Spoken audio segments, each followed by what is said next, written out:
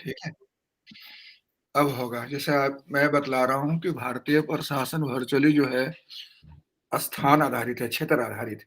तो क्षेत्र आधारित में हम लोग उसको बोलते हैं, शीर्ष पर क्या है, टॉप पर हो गया at apex level union government, है कि नहीं? जिसमें राष्ट्रपति, प्रधानमंत्री वगैरह-वगैरह आता है, ठीक है?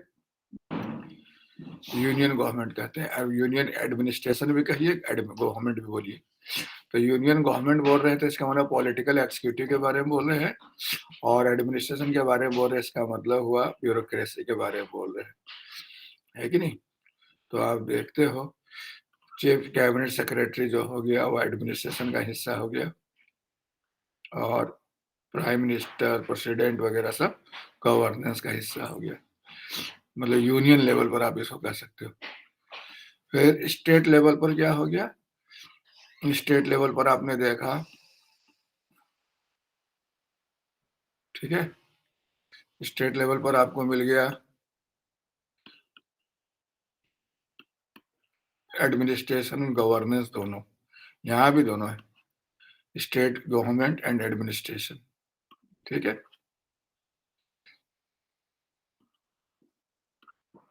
यहाँ पर आपको मिल गया chief minister, governor, chief secretary वगैरह-वगैरह। फिर स्टेट एडमिनिस्ट्रेशन के अंदर में मतलब नीचे बहुत सारा एडमिनिस्ट्रेशन का डिसेंट्रलाइजेशन हुआ है। ये डिसेंट्रलाइजेशन हुआ तो जैसे हुआ, ये तो डिपार्टमेंट वाइज़ सबका अलग-अलग भी थोड़ा बहुत होता है, लेकिन रेवेन्यू डिपार्टमेंट में देखा जाए, रेवेन्यू का देखा जाए तो स्टेट बटा हुआ है डिवीज़न में।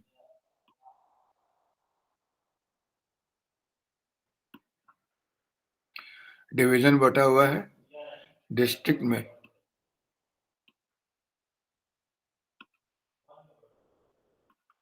डिस्ट्रिक्ट बटा हुआ है सब डिवीज़न में, और सब डिवीज़न बटा हुआ है सर्किल में। समझ रहे? रेवेन्यू का देखा जाए तो। तो एक पिछले वाला में हम लोग चूँकि राज्य के बाद सबसे एडमिनिस्ट्रेशन का इम्पोर्टेंट कोई पॉइंट है तो वह डिस्ट्रिक्ट है। तो उसी पर हम लोग कल डिस्कस कर रहे थे। डिस्ट्रिक्ट एडमिनिस्ट्रेशन कहते हैं किसको है? डिस्ट्रिक्ट एडमिनिस्ट्रेशन का जो हेड होता है डीएम या डीसी, वो क्या है, कैसे भूमिका निभाता है वगैरह-वगैरह। आप समझ लीजिए ये ब्रिटिश काल में डेवलप किया इंस्टीट्यूशन आज भी बहुत इम्पोर्टेंट, समझ रहे हैं? और आज करीब 1772 से अगर ले लेते हैं पीरियड, ये 1772 में शुरू हुआ था और आज हो गया 2024, 2023-24, तो कितने साल का हो गया बता सकते हैं? कितने साल से ये काम कर रहा है ऑर्गेनाइजेशन? मोटा-मोटी देखो तो इधर हो जाएगा 2 वर्ष, इधर हो जाएगा 12 में से शादी का 5 वर्ष, 200 250 वर्ष से काम कर रहा है कि नहीं लगभग? इतना पुराना इंस्टीट्यूशन आज भी भारत में है, और कलेक्टर आज भी बड़ा इम्पोर्टेंट। हाँ, ये बात तय है, क्वेश्चन जो यूपीएससी बोला है वो तो कुछ हद तक सही है कि जैसा होना चाहिए डिस्ट्रिक्ट का कलेक्टर का मतलब कॉम्पिटेंस आज के तारीख में वैसा नहीं हो पाता है। कारण क्या है कि एडमिनिस्ट्रेशन बहुत ज़्यादा विगत वर्षों में कॉम्प्लेक्स हो गया, समझ रहे हैं? और उस हिसाब से जितना कॉम्पिटेंस होना चाहिए, उतना डिस्ट्रिक्ट में कलेक्टर के पास होता नहीं है। इसलिए जो होना चाहिए गवर्नेंस का क्वालिटी, एडमिनिस्ट्रेशन क्वालिटी, वो उतना देखने को मिलता नहीं है। समझ रहे हैं? यही कारण है कि आप अगर आप बोलोगे मोटा-मोटी तौर पर कि एज़ अ होल ठीक-ठाक है, तो इसका सबसे आप मिलाकर देखो, गवर्नमेंट ऑर्गनाइज़ेशन हुए, प्राइवेट ऑर्गनाइज़ेशन हुए, कॉर्पोरेट ऑर्गनाइज़ेशंस हुए। अब देखो कॉर्पोरेट ऑर्गनाइज़ेशंस वगैरह का परफॉर्मेंस देखो, प्राइवेट ऑर्गनाइज़ेशन का परफॉर्मेंस देखो, उस हिसाब से गवर्नमेंट एडमिनिस्ट्रेशन में अगर गवर्नेंस परफॉर्मेंस खराब है तो इसका मतलब कहीं न कहीं एडमिनिस्ट्रेशन में कमी है। इस बात को तो मानना ही पड़ेगा, है कि नहीं? क्लियर है? अब ये बात भी अलग है कि डिस्ट्रिक्ट का चैलेंज बहुत ज़्यादा होता है, पॉपुलेशन बहुत होता है, इश्यूज़ बहुत होते हैं, लेकिन मैनेज तो करना ही ना होगा, है कि नहीं? So this is the basic point. तभी हम लोग देखते हैं आज कि इसके बाद जो होता है ना, यूनियन लेवल हो गया, एक लेवल पर यूनियन हो गया, दूसरा क्या हो गया? स्टेट हो गया, और तीसरा हो जाएगा लोकल लेवल। अब लोकल लेवल पर कौन हो जाएगा? तीसरा लोकल लेवल हो गया। तो लोकल लेवल पर भी गवर्नेंस है, एडमिनिस्ट्रेशन है, लोकल लेवल। तो लोकल लेवल में आप देखो, सबसे इसको बांट देंगे दो वर्गों में, एक शहर में, एक गांव में। पहले तो गांव को ही बांटेंगे, रूरल में ही करेंगे, क्या है कि ये जो है भारत गांवों का देश है, इसलिए सबसे इम्पोर्टेंट तो रूरल ही होगा और उसके बाद अर्बन होगा, समझ रहे? तो रूरल इलाका में क्या है, पंचायती राज है, और अर्बन इलाका में क्या है, यूएलबी है। तो अभी आज हम लोग डिस्कस करेंगे पंचायती राज के बारे में, जो आरएलबी उसको बोल सकते हैं। ये यूएलबी हो गया, अर्बन लोकल बॉडी, और ये क्या हो गया, रूरल लोकल बॉडी, जिसको हम लोग पॉपुलरली क्या बोलते हैं, पंचायती राज इंस्टीट्यूशन कहते हैं, यूआरएलबी। ठीक है, so this is the basic point. तो आज हम लोग पंचायती राज पर डिस्कस कर रहे हैं। देखते हैं पंचायती राज में है क्या। जैसा कि आपको मैंने बताया कि जैसे इन जनरल हम लोग कई शब्द को इंजन इस्तेमाल करते हैं, जैसे लगता है लोकल एडमिनिस्ट्रेशन, लोकल गवर्नेंस और लोकल सेल गवर्नेंस एक जैसा लगता है, लेकिन लोकल एडमिनिस्ट्रेशन, लोकल गवर्नेंस और लोकल सेल गवर्नेंस में थोड़ा फर्क है। पहले तो गवर्नेंस और एडमिनिस्ट्रेशन में फर्क हो गया। अगर कोई प्रशासनिक अधिकारी है तो वह एडमिनिस्ट्रेशन हो गया, और अगर पर जनता का चुना गया प्रतिनिधि है तो गवर्नेंस हो गया, समझ रहे? तो गवर्नेंस मतलब शासन हो गया, एडमिनिस्ट्रेशन मतलब प्रशासन हुआ। पुलिस प्रशासन को हम लोकल एडमिनिस्ट्रेशन कह सकते हैं, लोकल गवर्नेंस नहीं कहेंगे, लोकल एडमिनिस्ट्रेशन कह सकते हैं। लोकल गवर्नेंस में कौन आ जाएगा, जैसे कोऑपरेटिव ले लीजिए, चाहे आप पंचायती राज इंस्टीट्यूशन ले लीजिए, वगैरह वगैरह। और उसी में अगर और लग गया एक क्वालिटी, विशेषण जुड़ गया, सेल्फ गवर्नेंस, लोगों को अपना द्वारा शासन, लोग अपने चुन कर जा रहे हैं, this is the basic point. कभी कभी होता क्या है कि गवर्नेंस तो रहता है, लेकिन उसमें स्टेट नॉमिनेटेड अधिकारी होते हैं या व्यक्ति होते हैं, है तो गवर्नेंस ही है, लेकिन वो नॉमिनेटेड है, नॉट इलेक्टेड। लेकिन इसमें क्या है, लोग इलेक्टेड लोग हैं, वहीं के स्थानीय लोग हैं, वगैरह वगैरह। तो इसको हम लोग लोकल सेल्फ गवर्नेंस कहते हैं, समझ रहे हैं?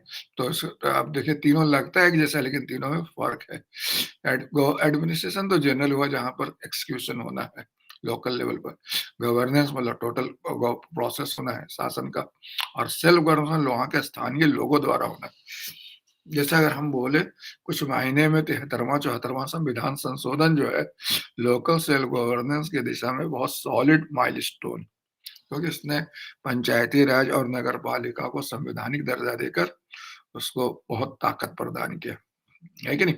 तो उस तरह से कह सकते हैं, समझ रहे हैं उसको। मतलब जैसे आप आर्टिकल 40 जो भारतीय सब इसमें है, पंचायती राज में कहा गया है कि राज्य डायरेक्टिव प्रिंसिपल में कि प्रत्येक राज्य अपने यहाँ पंचायती राज स्थापना करेगा और उसको इतना अधिकार देगा कि वह वैसे काम कर सके स्थानीय निकाय के रूप में। लेकिन उसको एक्चुअल रूप मिला है 73वां संविधान संशोधन से, जब पंचायती राज को संवैधानिक दर्जा दिया गया, समझ रहे हैं? अब हम यहाँ पर देखते हैं लोकल गवर्नेंस को हम लोग दो भागों में बांट दिए, जैसे भी आपको हमने तुरंत बताया कि शहरी गाँव, ग्रामीण क्षेत्र में और शहरी क्षेत्र में। ग्रामीण क्षेत्र में इसलिए बोल रहा हूँ क्योंकि भारत जो है गाँवों का देश है, यहाँ ग्रामीण क्षेत्र ज्यादा है, शहरी क्षेत्र कम, इसलिए। तो ग्रामीण क्षेत्र का जो संस्था है उनको हम लोग क्या नाम जानते हैं, पंचायती राज इंस्टीट्यूशन। और शहरी क्षेत्र के जो संस्था है उनको हम लोग क्या बोलते हैं, स्थानीय निकाय, शहरी स्थानीय निकाय कहते हैं, समझे? नगर पालिका इसको भी कहते हैं, क्लियर है? This is called urban local body, या फिर नगर पालिका, नगर निगम, नगर पालिका परिषद। एक नगर पालिका ठीक है, जैसे कार्यपालिका हो गया, व्यवस्थापिका हो गया, उसी तरह नगर पालिका, नगर का पालन करने वाला, नगर का एडमिनिस्ट्रेशन देखने वाला नगर पालिका हो गया। इसी में नगर पालिका में हो गया कि अगर काउंसिल है तो छोटा शहर हो गया, कारपोरेशन है तो बड़ा शहर हो गया, वगैरह वगैरह।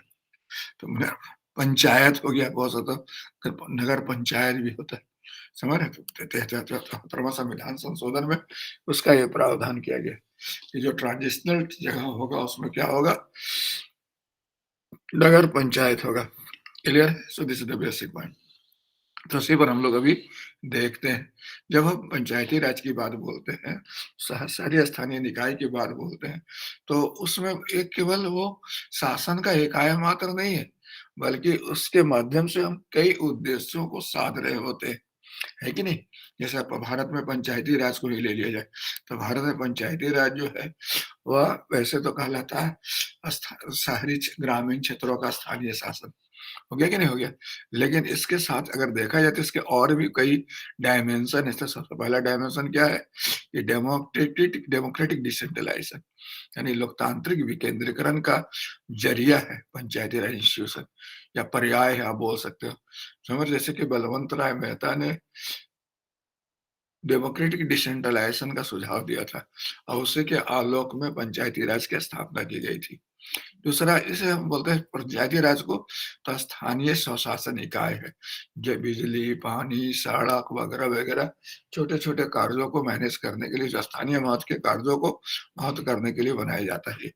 तीसरा, जितने चूँकि भारत विकासशील देश है, यहाँ का प्रशासन का स्वरूप विकास प्रशासन है और विकास तो क्षेत्र में ही होगा और ग्रामीण गाँवों का देश है भारत, तो इसलिए जो पंचायती राज जो है विकास प्रशासन का बहुत इम्पोर्टेंट यूनिट के रूप में काम करता है। जैसा कि आप देखिए बीडीओ जो होते हैं प्रखंड लेवल पर काम करते हैं और सब उसके समकालीन कौन प्रमुख होता है जो उन पर नियंत्रण रखता है। जिला में डीडीसी है तो उसके समकक्ष जो जिला अध्यक्ष, जिला परिषद के अध्यक्ष, मुखिया है, तो वो सब देखते हैं वर्चुअली क्या है कि विकास प्रशासन, विकास का कार्य ज्यादातर कहाँ होता है? ग्रामीण क्षेत्रों में होता है और पंचायती राज चूंकि उसके शासकीय निकाय हुआ, तो बट नेचुरल है कि विकास प्रशासन का वह महती भूमिका निभाता है। उसके बाद आप देखो ये जो है मतलब ग्राम स्वराज्य की अवधारणा, महात्मा गांधी ने ग्राम स्वराज्य की अवधारणा दिया था। और ऐसे रहे तो ये वर्चुअली जो है प्रथम राजनीतिक पाठशाला बोला था, है कि नहीं? So this is basic point, ये जो है प्रथम राजनीतिक पाठशाला हो गया पंचायती राज। यहाँ से लोग ऊपर के मतलब इधर से विधानसभा चुनाव से सांसद का चुनाव वगैरह में मतलब सत्ता का नीचे से ऊपर की ओर प्रवाह की बात कहते हैं वर्चुअली महात्मा गांधी की संकल्पना से हम लोग देखें तो महात्मा गांधी के हिसाब से पंचायती राज जो है उसमें ग्राम स्वराज अवधारणा का पर्याय है। फिर इसमें हम लोग SC ST वगैरह को आरक्षण की व्यवस्था कर रखा है, अन्य पिछड़े वर्ग के आरक्षण की व्यवस्था से के सामाजिक न्याय को भी हम लोग प्राप्त करने का क्या कर रहे हैं, प्रयास कर रहे हैं। तीसरा जो है ये जो है महिला सशक्तिकरण का व्यवस्था है। जैसा कि आप जानते हो 73वां 74वां संविधान संशोधन में 1/3 सीट महिलाओं को आरक्षित करने का प्रावधान किया गया। बिहार में इसे बढ़ाकर 50% कर दिया गया। समझ रहे? तो ये जो है महिला सशक्तिकरण का भी बहुत इंपॉर्टेंट जरिया है। और सबसे last but not the list क्या है बता सकते हैं आप? त्रिस्तरीय पंचायती राज, जो त्रिस्तरीय संघीय प्रणाली, जैसे केंद्र हो गया, यूनियन हो गया, स्टेट हो गया और लोकल हो गया, 3 लेवल पर काम करता है कि नहीं? तो त्रिस्तरीय हो गया। पहले तो 2 स्तरीय था, जैसे भारत में जैसे कहते हैं ना भारत राज्यों का संघ, आर्टिकल 1 कहता है।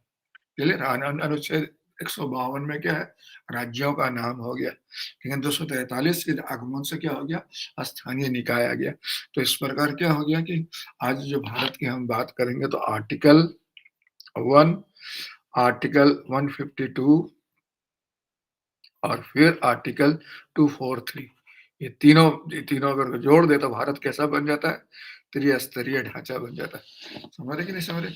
मतलब केंद्र पहले हो गया आपका, सबसे ऊपर हो गया यूनियन हो गया, फिर आप देखते हो बीच में हो गया स्टेट, अब इसके नीचे हो गया लोकल। इस तरह से इस तरह त्रिस्तरीय व्यवस्था हो गया। तो ये पंचायती राज जो भारत में त्रिस्तरीय संघीय प्रणाली को बल दे रहा है। अब हम लोग देखते हैं कि हम लोग पंचायती राज को वर्चुअली क्या बोलते हैं? ग्रामीण मतलब ग्रामीण क्षेत्रों के स्थानीय शासन मानते हैं। मैं शुरू में बताया कि हम पंचायती राज संस्था को RLB भी कह सकते हैं। RLB मतलब हुआ रूरल लोकल, मतलब कह सकते हो बॉडी हो गया। समझ रहे हैं? ग्रामीण क्षेत्रों का स्थानीय निकाय। So this is the basic point. ठीक है? तो ये अभी हम लोग देखते हैं कि वर्चुअली इसका कैसे-कैसे आगमन हुआ है। वैसे तो देखा जाए भारत में पंचायती राज का इतिहास बहुत पुराना है। मतलब आप समझ लो शुरू में मतलब मौर्य काल, मुगल काल सब काल में पंचायत किसी न किसी रूप में अस्तित्व में रहा। जैसे मौर्य काल में भी जो था पंचायत था और कौटिल्य ने बतलाया था कि गांव की स्थिति जो थी वह अर्ध स्वायत्त प्रकृति का होता था। ग्राम के प्रधान को ग्रामिक कहते थे, जिसकी तुलना वर्तमान में आप किससे कर सकते हो? मुखिया से कर सकते हो। समझ रहे? यानी कि उस समय भी मतलब पंचायती राज किसी न किसी रूप में अस्तित्व में था। उसी प्रकार मुगल काल में भी देखा जाए तो ग्राम जो था राजस्व प्रशासन का इम्पोर्टेंट इकाई था और उसका प्रधान मुकद्दम कहलाता था। समझ रहे? तो मुकद्दम उसको कहते थे। तो इसका मतलब क्या हुआ उसकी तुलना वर्तमान में आप मुखिया से कर सकते हो। तो मुगल काल में भी लेकिन ब्रिटिश काल चूँकि औपनिवेशिक शासन काल था और इसमें जो ज़्यादा थ्रस्ट किया गया था, शहरी क्षेत्र पे किया गया था। इसलिए ब्रिटिश काल में ग्रामीण क्षेत्र लगभग ओवरलुक्ड हुए, लगभग नेग्लेक्टेड रहे और पूरे ब्रिटिश काल में भारत का जो ग्रामीण भारत का जो ढांचा था उसको तहस-नहस कर दिया गया, है कि नहीं? और फिर जब अंग्रेज भारत छोड़े और स्वतंत्र भारत में हमने अपनी प्रक्रिया शुरू की, तो पंचायती राज पर बल दिया गया। जैसा कि महात्मा गांधी का ये विचार था, महात्मा गांधी खुद ग्राम स्वराज अवधारणा की बात करते थे। लोकतांत्रिक विकेंद्रीकरण की बात करते थे। इसलिए स्वतंत्रता प्राप्ति के बाद तुरंत जो भारत का संविधान बना, अनुच्छेद 40 में पंचायती राज को पंच के बारे में पद प्रावधान किया गया कि हर राज्य अपने यहाँ ग्राम पंचायत की स्थापना करेगा और उसे इतना अधिक अधिकार देगा ताकि वह स्थानीय निकाय के रूप में काम कर सके। आपको जानकर अच्छा लगेगा कि आपका राज्य बिहार जो है, भारत का पहला राज्य है, जो 1947 में ही बिहार ग्राम पंचायत अधिनियम बनाया था। समझ रहे कि नहीं समझ रहे? ये बड़ा इम्पोर्टेंट चीज़ है कि Bihar was first state in India who enacted Bihar राज्य ग्राम पंचायत अधिनियम। समझ रहे हैं? तो ये बहुत इम्पोर्टेंट है। जैसा कि आप जानते हो कि भारत में स्वतंत्रता प्राप्ति के बाद सबसे पहला जो वर्षों से विकास ओवरलुक हुआ था, अनदेखा किया गया था, तो विकास का काम शुरू हुआ। तो सबसे विकास को गति देने के लिए 1952 में कम्युनिटी डेवलपमेंट प्रोग्राम शुरू किया गया था। आपको याद है? कम्युनिटी डेवलपमेंट प्रोग्राम, इसको सीडीपी कहते हैं। समझ रहे? Community development program. समझ रहे? इसको पैसा दिया था कौन? इसको पैसा दिया था अमेरिका का फोर्ड फाउंडेशन दिया था। अमेरिका का फोर्ड फाउंडेशन जो है ना, ये भारत का पहला विकास कार्यक्रम है। First development program of India. समझ रहे हैं? डेवलपमेंट प्रोग्राम, समझ रहे? तो ये सामुदायिक विकास मतलब ग्रामीण क्षेत्र का सर्वांगीण विकास की बात करता है। गाँव के लोगों को तैयार करना ताकि वह विकास में खुद सामने आए। समझ रहे? ये इसका थ्रस्ट है सामुदायिक विकास। लोगों का मानसिक विकास हो, लोगों का मानसिक विकास हो, लोग विकास में खुद आए और सर्वांगीण विकास करें ग्रामीण क्षेत्रों का। तो सीडीपी, तो इसको पैसा दिया था फोर्ड फाउंडेशन। समझ रहे कि नहीं सर? जो अमेरिका का चैरिटेबल ऑर्गेनाइजेशन था, 200 करोड़ रुपया दिया था इस प्रोग्राम को लॉन्च करने के लिए, ठीक है? तो ये प्रोग्राम के तहत ही जितना भारत में आज आप ब्लॉक देखते हो ना, ब्लॉक इसी समय बना है, जितना ये ब्लॉक आप देखते हो और बीडीओ की नियुक्ति जो हुई है ना, इसी के बाद हुई है। तो ब्लॉक बना, बीडीओ बना, समझ रहे हैं? ये अमेरिका का ब्लॉक प्रणाली पैदा की थी, जो ब्लॉक, बीडीओ ये सब जो देखते हो ना इंडिया में, अमेरिका से लिया गया पैटर्न है और पैसा दिया था फोर्ड फाउंडेशन, ठीक है? फोर्ड फाउंडेशन से ही जुड़ा हुआ था अप्पलबी, समझ रहे? जिसको भारत आने का मौका मिला। मैंने बताया अप्पलबी का नाम हम लोग अक्सर बोलते हैं कि ना अप्पलबी, तो ये वीडियो जो पोस्ट बना है ना उसी से बना है। क्लियर है? 1952 में, क्लियर है? 1953 में क्या बना था? 1953 में एक और कार्यक्रम शुरू हुआ, जिसका नाम था एनएसई। एनएसई का मतलब क्या था? एनएसई का मतलब हुआ नेशनल एक्सटेंशन स्कीम। और नेशनल एक्सटेंशन स्कीम में क्या किया गया था? ब्लॉक स्तर पर केवल बीडीओ नहीं, बल्कि बहुत सारे अधिकारियों को नियुक्त किया गया। सभी सेवाओं का विस्तार किया गया। समझ रहे हैं? जितना भी देखते हो ब्लॉक एग्रीकल्चर अफसर, ब्लॉक कोऑपरेटिव अफसर, ब्लॉक एजुकेशन अफसर, ब्लॉक मेडिकल अफसर वगैरह, तो एनईसी का ही नतीजा था। समझ रहे? 1953 में शुरू किया गया था। 5 साल के बाद यानी कि 1952 से 5 साल जोड़ दीजिए, तो 1952 से 5 साल छोड़िए तो 1957 हो जाएगा ना। तो 1957 में एक समिति गठित किया गया है बलवंत राय मेहता जी की अध्यक्षता में, कि जरा पता लगाइए तो कि जो सामुदायिक विकास कार्यक्रम शुरू किया गया था वो कितना सफल रहा या नहीं रहा। तो इसने पाया कि जो ब्लॉक था, वीडियो था, ये सब व्यवस्था जनता का भागीदारी ना होने के कारण, अधिकारी तंत्र का वर्चस्व होने के कारण वांछित परिणाम नहीं दे पाया। और इसने सजेस्ट किया डेमोक्रेटिक डिसेंट्रलाइजेशन को, कि आप डेमोक्रेटिक डिसेंट्रलाइजेशन करो, यानी कि पंचायती राज की स्थापना करो। यानी डेमोक्रेटिक डिसेंट्रलाइजेशन को हम लोग क्या बोलते हैं? पंचायती राज इंस्टीट्यूशन। तो आप देखते हो बलवंत राय मेहता के समिति के अनुशंसा पर ही भारत में पंचायती राज की स्थापना का सूत्रपात हुआ था। क्लियर है? तो बैकग्राउंड समझ में आ गया कि पंचायती राज बलवंत राय मेहता समिति गठन क्यों किया गया था?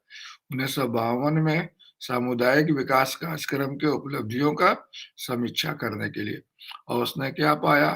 ग्रामीण विकास, इस कार्यक्रम में जनता का भागीदारी नहीं था और अधिकारी तंत्र का वर्चस्व था। इस कारण ये जो लाभ होना चाहिए था वो लाभ प्राप्त नहीं कर पाया। ठीक है, समझ में आ गया? उसके बाद आप देखते हैं कालक्रम में बहुत सारे समिति बनी। अशोक मेहता समिति, जी वी के राव समिति, एल एम सिंघवी समिति, थुंगन समिति, गाडगिल समिति, बहुत सारा समिति था। लेकिन मेन था बलवंत राय मेहता समिति, फिर आप कह सकते हैं अशोक मेहता समिति और एल एम सिंघवी समिति। ये मेन 3 समिति बहुत इंपॉर्टेंट है कि सिंघवी समिति के अनुशंसा पर ही पंचायती राज को संवैधानिक दर्जा दिया गया। समझ रहे ना? So this is the basic point, इसको जरा ध्यान देना। क्लियर है? अशोक मेहता समिति बना था जनता पार्टी की सरकार में, लेकिन जनता पार्टी की सरकार का टेन्योर इतना कम था कि समिति का रिपोर्ट लागू नहीं हो पाया। समझ रहे? रिकमेंडेशन अच्छे थे लेकिन लागू नहीं हो पाया। समझ रहे? तो पंचायती राज के बारे में अगर आप इतिहास अगर देखेंगे तो आप बड़ा गौरतलब यहाँ पर देखिएगा कि एक्चुअली जो है ना इसका 1950 आपको पता होगा कौन राज्य है जहां सबसे पहले पंचायती राज शुरू हुआ था? तो राजस्थान में नागौर जिला में 2 अक्टूबर 1959 में पंचायती राज शुरू हुआ था कि नहीं हुआ था? क्लियर है? या तो ये तो जैसे 1959, ठीक है ना, 1959 से 1964 तक पंचायती राज का ग्राफ बहुत ऊंचा रहा। हर राज्य इसको बहुत तेजी से अपनाए, हर राज्य में अपना लिया गया। समझ रहे? 1964 तक, ठीक है। उस समय इसका राइजिंग फेज था, राइज राइज होने लगा, काफी तेजी से राइज किया, राइजिंग फेज रहा। ठीक है, इस समय इसका ग्राफ बहुत आगे बढ़ा। ठीक है, लेकिन हुआ क्या, 1965 में बहुत सारे सरकार जो कार्यक्रम शुरू की, खासतौर पर ग्रीन रेवोल्यूशन प्रोग्राम वगैरह जो सरकार शुरू की, समझ रहे हैं, तो इसको शामिल उसमें नहीं किया। तो आप समझ लो 65 से 69 तक इसका पीरियड जो है ना स्टेगनेशन में चला गया। स्टेगनेशन मतलब समझ रहे हो, धीरे धीरे इसके प्रति जो उत्साह था लोगों का वह धीरे धीरे कमजोर पड़ गया, तो स्टेगनेशन आ गया। अब इस पर रुक राइजिंग नहीं था, स्टेगनेशन था। ठीक है, उसके बाद 70 के बाद से ये जो है ना 83 तक आप बोले, मतलब 1970 से लेकर 1983 तक ये इसका ग्राफ जो है ना एकदम नीचे जा रहा था, डाउनफॉल हो गया 70 से लेकर 83 तक। मतलब इसका ग्राफ, इसमें बीच में एक आध समिति उमिति बना, अशोक मेहता समिति बना था, लेकिन उसका रिपोर्ट वगैरह लागू नहीं हुआ। समझ रहे? तो 83 तक इसका ग्राफ नीचे ही गया। समझ रहे? ग्राफ नीचे ही गया। ठीक है, फिर 84 से खासतौर 85 बोल राजीव गांधी का जब पीरियड हुआ शुरू, तब फिर इसमें ग्राफ थोड़ा आगे रिवाइवल का पीरियड शुरू हुआ। रिवाइवल, रिवाइवल तो समझ में आ गया आपको? तो इसका मतलब क्या हुआ कि इस मतलब इधर 30-40 सालों में इसने मतलब तीनों फेज देख लिया, समझ रहे हैं? राइजिंग, स्टेगनेशन, डाउनफॉल और रिवाइवल। मेरी बात समझ रहे? इसमें क्या हुआ? डाउनफॉल हुआ। क्लियर है? तो समझ में आया आपको? कब कब राइज किया? शुरू में राइज किया, बस 4-5 साल तक राइज किया, फिर उसके बाद स्टैग्नेंट हो गया और फिर नीचे चलने ग्राफ जाने लगा। फिर राजीव गांधी के पीरियड के बाद से ये थोड़ा रिवाइव करना शुरू हुआ और अब तो खैर बहुत नए रूप में आ चुका है कि नहीं? तो 1984 में उसके बाद से इसका फिर सिचुएशन सुधरा। समझ में आया आपको? ठीक है ना? जैसे बिहार, जहां तक मेरी जानकारी की बिहार में एक तो 1947 में ही कानून बना लिया था, बिहार ग्राम पंचायत अधिनियम, समझ रहे? फिर 1965 में संभवतः लगता है या 64 या 65 में ही दूसरा कानून बनाया, बिहार पंचायत समिति और जिला परिषद अधिनियम। और उसके बाद बिहार भी त्रिस्तरीय पंचायती राज संस्था अपना लिया। बलवंत राय मेहता समिति ने क्या रेकमेंड किया था कि भारत में त्रिस्तरीय पंचायती राज संस्था हो, इसमें तीनों जो लेयर हो, पहले कौन कौन होगा उसमें? सबसे नीचे ग्राम पंचायत, बीच में पंचायत समिति और ऊपर जिला परिषद। ये तीनों जो है कैसा जुड़ा हो? एक दूसरे से जुड़ा हुआ हो, समझ रहे हैं? फिर उन्हें मतलब ऑर्गेनिकली जुड़ा हुआ हो। फिर उन्हें बोला था कि इसका जो चुनाव हो मतलब नीचे लेवल पर डायरेक्ट हो और ऊपर लेवल पर इनडायरेक्ट हो। फिर इन्होंने कलेक्टर को इससे बहुत इम्पोर्टेंटली जोड़ने की बात कही की थी। फिर उन्होंने कहा था इसको अधिकार इस तरह से दिया जाए कि ये एक सशक्त इकाई के रूप में काम कर सके। और उन्होंने ये भी कहा था कि आगे भी ये डेमोक्रेटिक डिसेंट्रलाइजेशन का, डेवोल्यूशन का माध्यम बने, ऐसी व्यवस्था सुनिश्चित किया जाए। तो बलवंत राय मेहता समिति का रिपोर्ट कहीं किताब वगैरह में मिलेगा, तो आप जरूर पढ़ेंगे, इससे आपको बहुत सारा चीज क्लियर होगा। अशोक मेहता समिति ने द्विस्तरीय पंचायती राज की बात की, त्रिस्तरीय की बात नहीं किया था, द्विस्तरीय। वो बोला कि एक तो जिला परिषद होगा, एक मंडल पंचायत होगा। मतलब उसने पंचायत समिति और ग्राम पंचायत को मिलाकर एक मंडल पंचायत बनाने की बात कही थी। मगर उसके बाद उसने राजनीतिक दलों को इसमें शामिल करने का, फिर SC ST की आरक्षण देने का, फिर पैसा का वित्तीय अधिकार अनिवार्य रूप से सौंपने का बहुत सारा अनुशंसा किया। लेकिन अशोक मेहता समिति के बारे में भी मैंने बताया आपको कि चूंकि जनता पार्टी सरकार का कार्यकाल बहुत कम रहा, तो ज्यादा दिन इसका कोई कंट्रीब्यूशन हो ही नहीं पाया। सरकारें बदल गई और फिर ये बंद बस्ता में चला गया, समझ रहे? फिर राजीव गांधी के शासनकाल में फिर ये थोड़ा सा चार्ज हुआ और फिर राजीव गांधी ने इसे, दूसरे समय राजीव गांधी ने जो नहीं बोला था कि 1 रुपया दिल्ली से चलता है और कितना पैसा गांव पहुंचता है, बता सकते हो गणेश आपको जानकारी? राजीव गांधी ने बोला था 25 कि पैसा। 15 पैसा बोला था, कुछ बोला था कि 15 पैसा गांव तक पहुंचता है, यानी 85 पैसा गांव बीच में ही लोग हड़प लेता है। होता है कि नहीं होता है? तो उनको ये महसूस हुआ कि इसमें काम किया जाना चाहिए और जब तक पंचायती राज संस्था वगैरह सब पावरफुल नहीं होगा, सशक्त नहीं होगा, तब तक ये काम नहीं हो पाएगा। इसलिए राजीव गांधी बेचारे इस मामले में बड़ा जेन्युइन पर्सन थे। उन्होंने मतलब मेरे को याद आता उस समय, आप लोग का पता नहीं जन्म हो ही गया होगा, उस समय हो गया था जन्म गणेश राजीव गांधी के पीरियड में? नहीं सर। नहीं हुआ था। तो उस समय मेरे को याद, उन्होंने नारा दिया था मार्च टुवर्ड्स 21st सेंचुरी, समझ रहे हैं ना? मार्च टुवर्ड्स 21st सेंचुरी मतलब समझ रहे हैं कि 21वीं सदी की और कूच का उन्होंने नारा दिया था। समझ रहे? बहुत लोगों को हैरानी हो रहा था कि 21वीं सदी में क्या ऐसा होने वाला है जो उन्होंने नारा दिया, समझ रहे हैं? तो अब बात बतला रहा हूँ, ये 84-85 की बात होगी। 85 में ही राजीव गांधी आ गए थे, तो उन्होंने 15 साल आगे की जो बात कही थी कि मार्च टुवर्ड्स 21st सेंचुरी, हम लोग को बड़ा हैरानी होता था क्या ये बोल रहे हैं, इनका क्या मतलब है कहने का। लेकिन किसी को नहीं पता था कि 1990 में इतना बड़ा पैमाने पर आर्थिक सुधार आ रहा था, राजीव गांधी उसको फोर्स ही कर लिए थे। और उसी को देखते हुए उन्होंने ये कहा था कि इतने बड़े पैमाने पर जो एलपीजी हुआ, आईटी आया, समझ रहे कि नहीं समझ रहे? उनके काल में भी भारत का विकास का जो है ना मतलब रोड मैप हल्का-फुल्का बनना तैयार हो गया था। वो भी इस मामले में बड़ा जेन्युइन पर्सन था।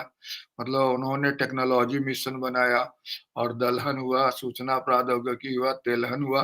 जिस चीज़ में भारत डेफिशिएंट था, उस पर सेल्फ रिलायंट बनने के लिए अलग से काम करने का प्रयास उन्होंने शुरू किया था, करवाया था।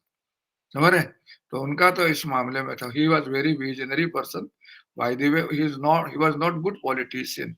वो ज़्यादा ये नहीं जानते थे, क्या कहते हैं आपका राजनीति दलगत मतलब नहीं वो राजनीति का दांव-पेच नहीं जानते थे। यही कारण रहा कि उनको सबसे ज़्यादा फँसा धोखा कौन दे दिया? जो उनका सबसे करीब आदमी था वीपी सिंह। वीपी सिंह ने उनको धोखा दिया कि बॉफोर्स वाले मामले में उनको उलझा दिया। समझ रहे हैं? बॉफोर्स वाले मामले में राजीव गांधी एक ही जो जिस प्रधानमंत्री को पिछले चुनाव में 3 चौथाई मेजॉरिटी मिला था। समझ रहे कि नहीं समझ रहे? और वही अगले में बहुमत के नहीं पा पा नहीं पा बहुमत नहीं बना पा रहे थे। ये आलम हो गया 4-5 साल में इतना ग्राफ नीचे गिर गया, समझ रहे? और ये फिर सरकार किसकी बनी थी? वीपी सिंह की सरकार बनी थी।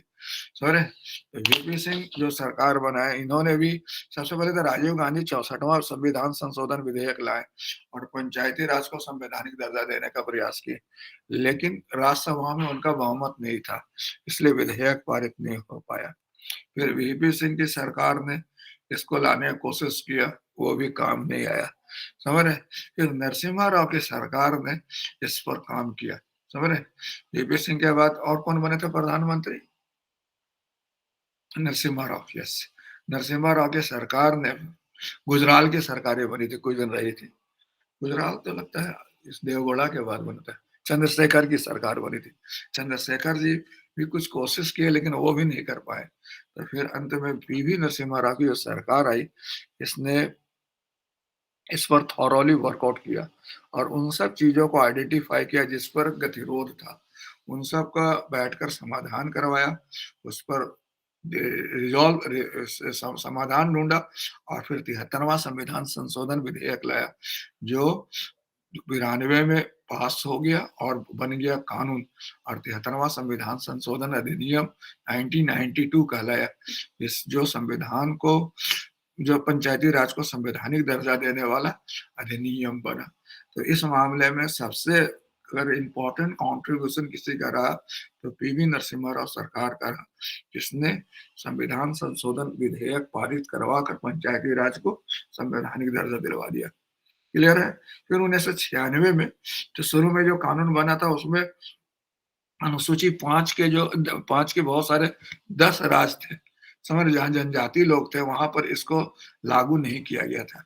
तो जो उसी को 10 राज्यों में लागू कराने के लिए एक और कानून आया जिसको हम लोग पेशा कहते हैं, जो provision of extension of scheduled area, जहाँ जनजाति लोग होते हैं ना उनमें इसको विस्तार करने का प्रावधान किया गया था।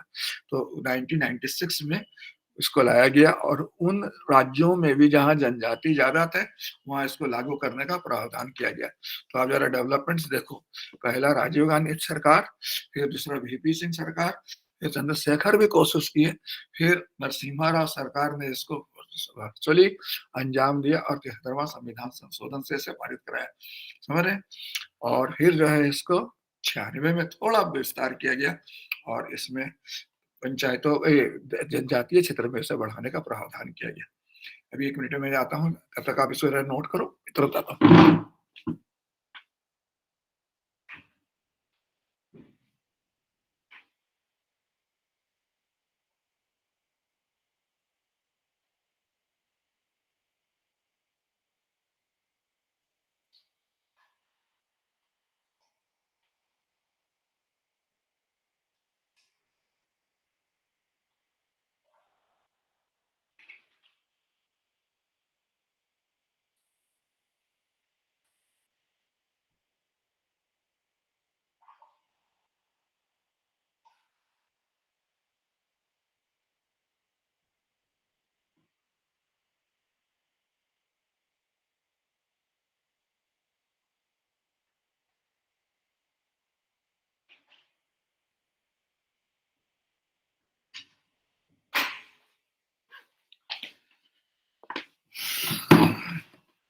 अब जरा देखते हैं हम लोग, तो राजीव गांधी सरकार ये पीवी नरसिम्हा राव सरकार द्वारा जो इस दिशा में प्रयास हुआ, उसमें क्या-क्या इसमें इम्पोर्टेंट चेंजेस लाया गया, उसी पर ज़रा वर्कआउट करते हैं।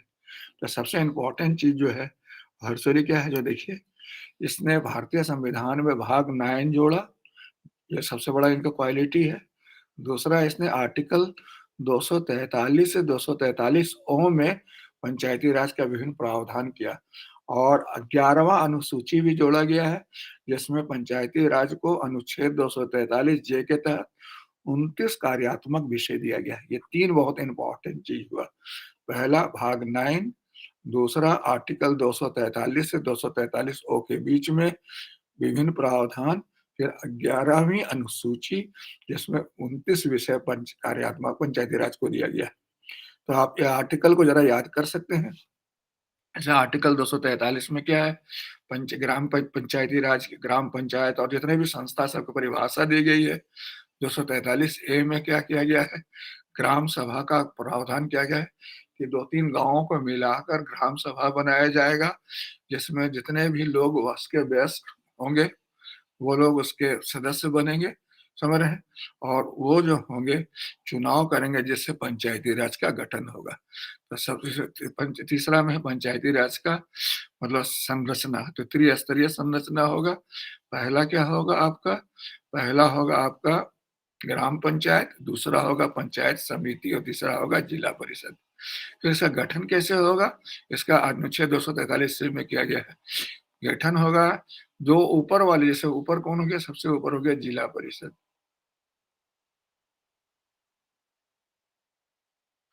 बीच में क्या हो गया? पंचायत समिति, जिला परिषद,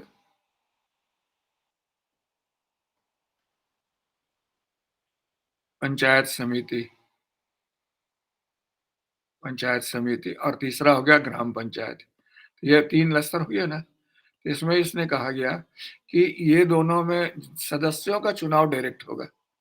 इसमें सदस्यों का चुनाव डायरेक्ट होगा और अध्यक्ष का चुनाव इनडायरेक्ट होगा। और ग्राम पंचायत में वाले में बोला गया कि ग्राम पंचायत के सदस्य और अध्यक्ष दोनों का चुनाव उसी रीति से होगा जैसा ग्राम राज्य अधिनियम बनाती है।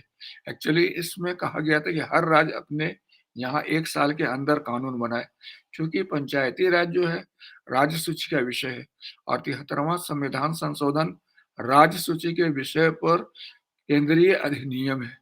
तो इसमें इस बात का ध्यान रखा गया है कि जो संघीय ढांचा हो वो दुष्प्रभावित ना हो, समझ रहे हैं? तो संघीय ढांचे के चूंकि राज्य सूची का विषय है और केंद्र ने कानून बनाया है, तो राज्य की भौगोलिक स्थिति को देखते हुए, समझ रहे हैं, जो राजनीतिक परिदृश्य को समझते हुए कुछ रिलैक्सेशन का प्रावधान किया है। तो आप देखोगे कि इसमें 2 तरह का प्रोविजन है। एक प्रोविजन कह सकते हो आप कंपल्सरी प्रोविजन है और एक जो है आपका ऑप्शनल है, ऑब्लिगेटरी। आप चाहो तो कर सकते हो, चाहे तो नहीं भी कर सकते हो। आप अपने हिसाब से करो। तो एक है कंपल्सरी कि वो आपको करना ही करना है। जैसे 1 तिहाई सीट महिलाओं के लिए आरक्षित करना ही करना है। त्रिस्तरीय ढांचा करना ही करना है। तो हो गया कंपल्सरी प्रोविजन। और वो है कि आप चुनाव डायरेक्ट रखो कि इनडायरेक्ट रखो, ये आपकी इच्छा। समझ रहे कि नहीं समझ रहे?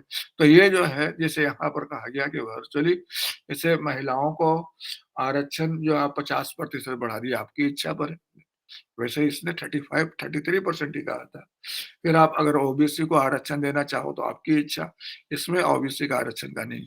तो कहने का मतलब क्या हुआ कि इसके प्रावधान 2 वर्गों में बटे हुए, कंपल्सरी और मतलब कह सकते हैं ऑप्शनल टाइप का है, जिसको आप कह सकते हो वॉलंटरी है। तो कंपल्सरी हुआ जो आपको करना ही करना है और वॉलंटरी मतलब आप चाहो तो करो, ना चाहो तो ना भी कर सकते हो।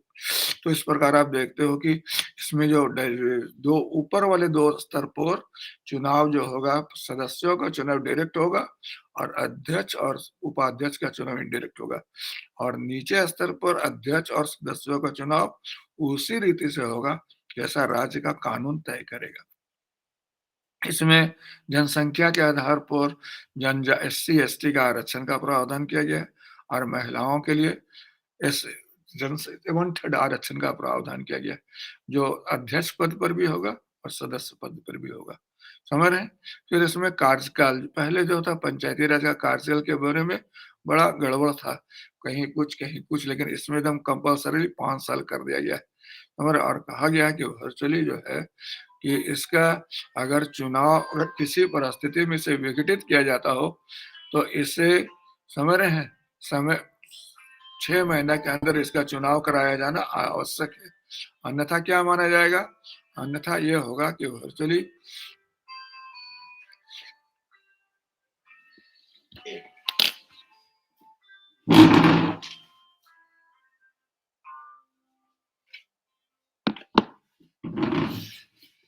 6 माह के अंदर चुनाव कराया जाना अनिवार्य है, ठीक है ना? और अगर 6 माह से अगर सपोज़ करो जब इसका टेन्योर और जो बनेगा वो रेस्ट पीरियड के लिए बनेगा और अगर मान लिया जाए जब इसको विघटित किया गया और 6 महीना बचा हुआ है, तो फिर फ्रेश चुनाव होगा। ये बहुत इम्पोर्टेंट चीज़ है, इसको ज़रा ध्यान रखिएगा कि इसका कार्यकाल 5 साल फिक्स कर दिया गया है। पहले इसमें बहुत लफड़ा था, अब इसको एकदम फिक्स कर दिया गया और कह दिया गया कि अगर किसी परिस्थिति में विघटन होता हो, तो 6 माह का अंदर चुनाव कराया जाना आवश्यक है। समझ रहे हैं? इसमें सदस्यों का मतलब जैसे विधानसभा सदस्यों का जिस प्रकार निर्योग्यता हो सकती है, उसी प्रकार यहाँ पंचायत के सदस्यों का भी निर्योग्यता हो सकती है। मतलब जो क्राइटेरिया विधानसभा सदस्य की निर्योग्यता के लिए केवल एक क्राइटेरिया छोड़कर यहाँ सदस्यों का उम्र 21 वर्ष रखा गया है, उसमें 25 वर्ष रखा गया है। बस यही एक रिलैक्सेशन है, अदरवाइज़ और कुछ नहीं। समझ रहे हैं? इसको छोड़कर बाकी वाले जो कंडीशन लागू होता है एमएलएस के लिए, वो इस पर भी लागू होगा। फिर जे में आप देखते हो पंचायतों का अधिकार का प्रावधान किया गया, कार्य और दायित्व का प्रावधान किया गया और इसके तहत क्या है उसको 29 विषय दिए गए हैं जो बहुत इम्पोर्टेंट है। उन्हें समझ रहे हैं? उसको याद रखिएगा। 243 जेएच में क्या है वित्तीय अधिकार का प्रावधान किया गया है। समझ रहे हैं? जो राज्य विधायिका को अधिकार दिया गया है कि वह इसे इतना अधिकार दे, पैसा दे ताकि यह अपना मतलब इस दायित्व का भली-भाँति ढंग से निर्वहन कर सके और इनको पैसा का सिद्धांत निर्धारित करने के लिए अनुच्छेद 243 आय में क्या किया गया है? राज्य वित्त आयोग का प्रावधान किया गया है कि राज्यपाल को अधिकार दिया गया कि वह प्रत्येक 5 साल पर राज्य वित्त आयोग का गठन कर सकता है, जो राज्य सरकार और पंचायती राज के बीच आवंटन का सिद्धांत निर्धारित करेगा। इसके अलावा पंचायतों की वित्तीय स्थिति को कैसे सुधारा जाए उसका और भी रिकमेंडेशन कर सकता है। इसके अलावा इसकी रिपोर्ट के आधार पर केंद्रीय वित्त आयोग जो होगा राज्य में पंचायतों को वित्तीय का संसाधन का आवंटन का कुछ प्रोविजन कर सकता है। 243 जे में क्या है? 243 जे में है पंचायतों का अकाउंट और ऑडिट का प्रावधान किया गया है। समझ रहे हैं? कि राज्य विधायिका को अधिकार दिया गया है कि वह पंचायतों का ऑडिट और अकाउंट के बारे में तरीका तय करे, उसी हिसाब से होगा। यानी राज्य विधायिका को अधिकार ये वॉलंटरी प्रोविज़न में आता है। मैंने अभी थोड़ा देर पहले बताया कि 73वां संविधान संशोधन में प्रावधानों को 2 वर्गों में बाँटा गया है, अनिवार्य प्रावधान और ऐच्छिक प्रावधान। अनिवार्य प्रावधान जो आपको हर हाल में लागू करना है और ऐच्छिक प्रावधान आपकी इच्छा पर है। जैसे राज्य वित्त आयोग अनिवार्य प्रावधान में है, लेकिन ओबीसी का आरक्षण ऐच्छिक प्रावधान में है। पंचायतों का लेखा-जोखा कैसे होगा? जो राज्य विधायिका जिस तरह से तय करेगी। मुखिया का चुनाव डायरेक्ट होगा कि इनडायरेक्ट होगा, ये राज्य विधायिका तय करेगी। समझ रहे हैं? तो इस तरह से ये व्यवस्था किया गया। अब आप देखते हो 243 के में क्या किया गया है? समझ रहे हैं? 243 के में है पंचायतों का निर्वाचन का प्रावधान है। समझ रहे हैं? फिर 243 एल में क्या है? इनका जो है आपका केंद्र शासित प्रदेशों में एप्लीकेशन के बारे में कि राष्ट्रपति चाहे तो अधिनियम बनाकर इसे केंद्र शासित प्रदेशों में लागू करने का प्रावधान कर सकता है। 243 एम में क्या है? कुछ भागों में जैसे जम्मू कश्मीर हो गया, फिर अनुसूची 5 वाले राज्य हो गए, वो सब में ये लागू नहीं होंगे, जिसको आपको मैंने बतलाया कि 200 पेशा द्वारा बढ़ाया गया है, लेकिन अनुसूची 6 वाले राज्य में ये अभी भी लागू नहीं होता है। समझ रहे हैं? फिर ये आप देखते हो 243 एन में क्या है? ये प्रावधान किया गया है कि जो जितने भी राज्य हैं, वे 1 साल के अंदर कानून बनाए, और अगर किसी राज्य में तुरंत चुनाव हुआ है तो उसको अपना कंटिन्यू करने दे और फिर नए सिरे से कानून बनाए। समझ रहे हैं? तो ये व्यवस्था किया गया है 243 एन के तहत, और 243 ओम में क्या किया गया है कि न्यायपालिका को उसके चुनाव मामले से अलग रखा गया कि वह हस्तक्षेप ना करे, ताकि यह निर्बाध रूप से काम करता रहे। So this is the basic point. तो आप देखते हो 73वां संविधान संशोधन जो है बड़ा इंपॉर्टेंट संविधान संशोधन है।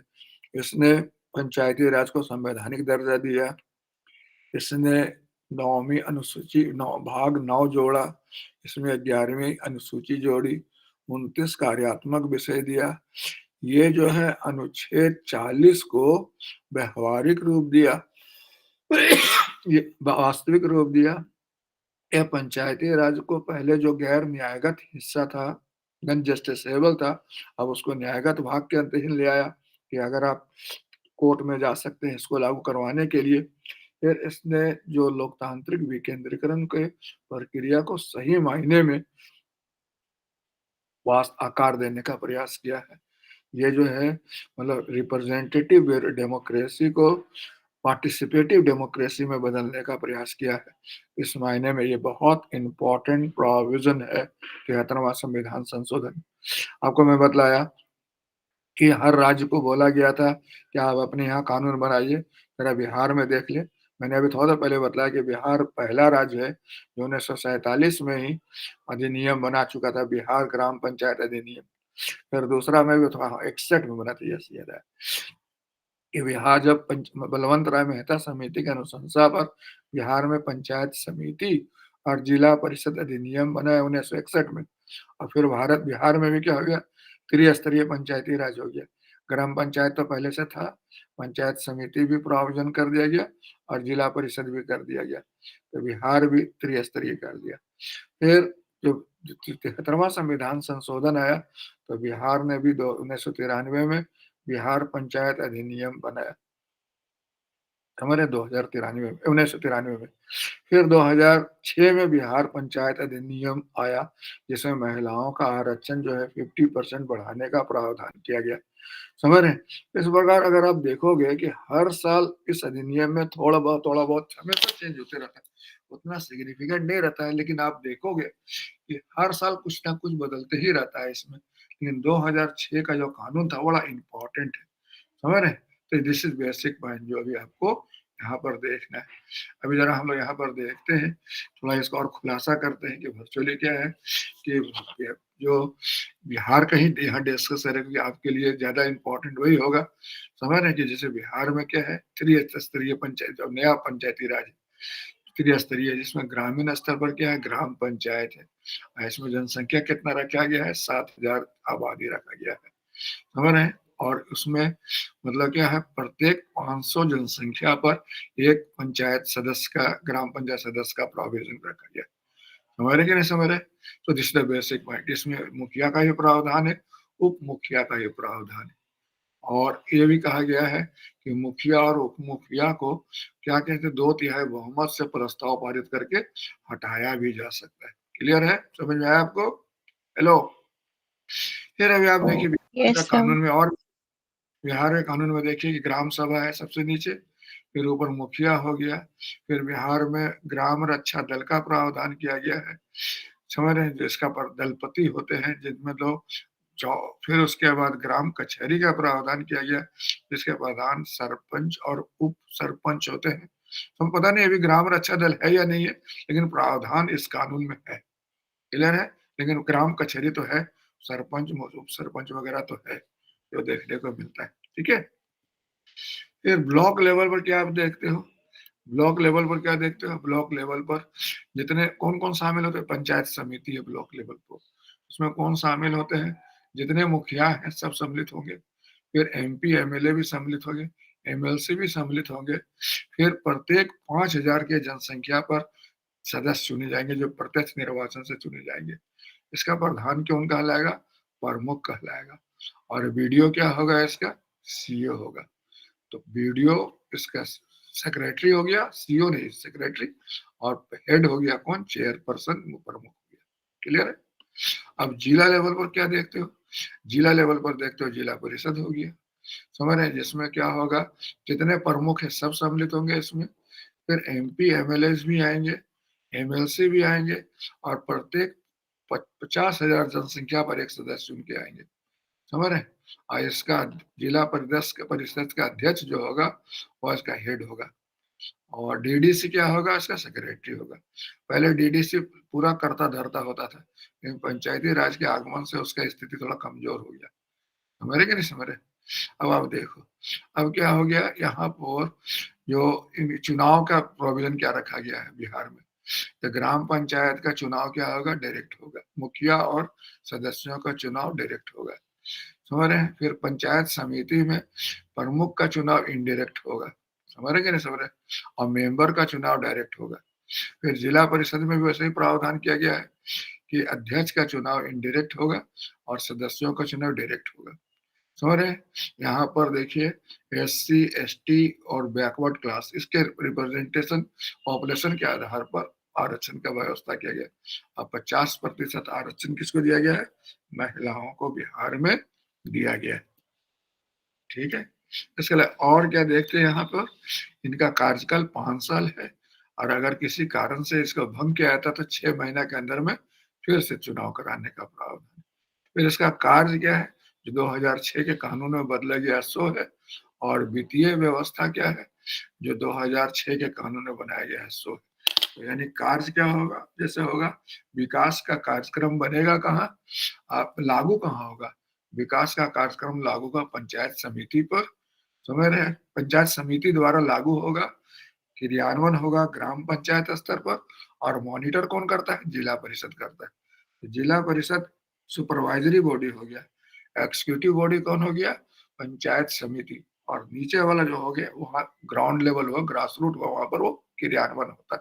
और जो 29 विषय दिए जाने हैं वो राज्य विधायिका को दिया गया कि राज्य विधायिका कानून बनाकर उन 29 विषय पंचायत राज को सौंपने का प्रावधान करे, समझ रहे हैं? और पैसा के बारे में जैसे आपको बताया कि राज्य वित्त आयोग बना है, राज्य वित्त आयोग के अनुशंसा पर केंद्र पंचायती राज संस्था को राज्य सरकार पैसा देती है, फिर दोनों जो बहुत सारा कर और शुल्क राज्य सरकार जो वसूलती है उसका हिस्सा देती है।